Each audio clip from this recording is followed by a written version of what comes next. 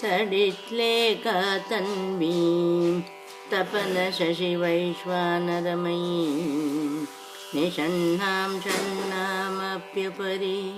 कमलानां तव कला महापद्माटव्यां मृदितमलमायेन मनसा महान्तः पश्यन्तो ददति परमानन्दलहरी भवानी त्वं दासे मयि वितरदृष्टिं सकरुणाम् इति स्तोतुं वाञ्छन् कथयति भवानी त्वमिति तदैव त्वं तस्मै दिशसि निजसायुज्य पदवीं मुकुन्द ब्रह्मेन्द्र स्फुटमकुटनीराजितपदा त्वया ऋत्वा वामं वपरुपरितृप्तेन मनसा शरीरार्धं शम्भो अपरमपि शङ्केरतमावो यदेतं त्वद्रूपं सकलमरुणाभं त्रिनयनं कुजाभ्याम् आनम्रं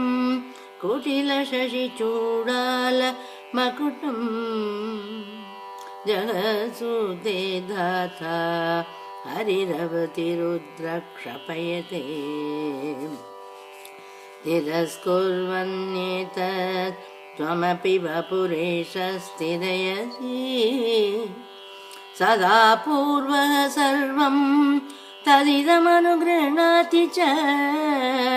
शिवस्तवाज्ञामालम्य क्षणचलितयोः ब्रूलतिकयोः त्रयाणां देवानां त्रिगुणजनितानां तव शिवे भवेत् पूजा पूजा तव चरणयोर्या विरजिता तथा हि त्वत्पादोद्वहन मणिपीठस्य निकटे स्थिता ह्येते शश्वन् मुकुलितकरोतंस मकुटा विरिञ्चि पञ्चत्वं व्रजति हरिराप्नोति विरतिम्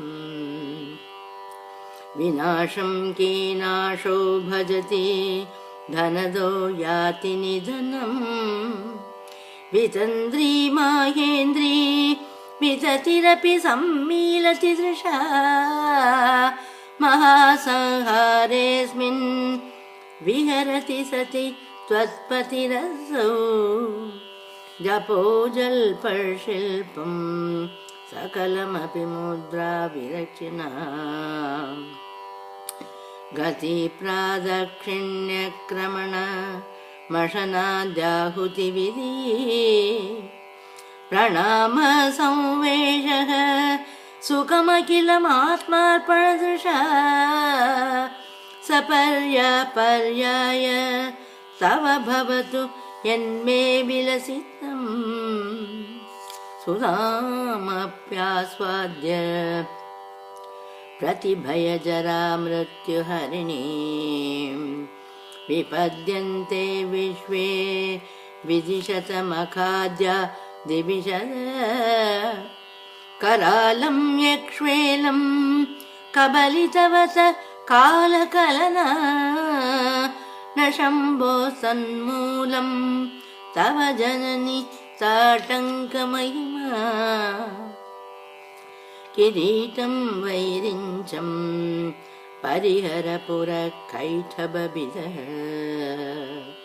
कठोरे कोटीरे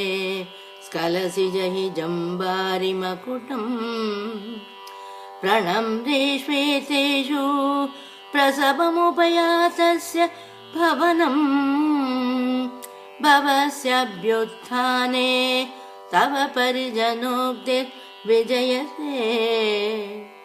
स्वदेहोद्भूताभिर्गृणिभिरणिमाद्याभिरभितो निषेवे नित्ये त्वाम् अहमिति सदा भावयति किमाश्चर्यं तस्य त्रिनयन समृद्धिं तृणयतो महासंवर्ताग्निर्विरचयति नीराजनविधिम्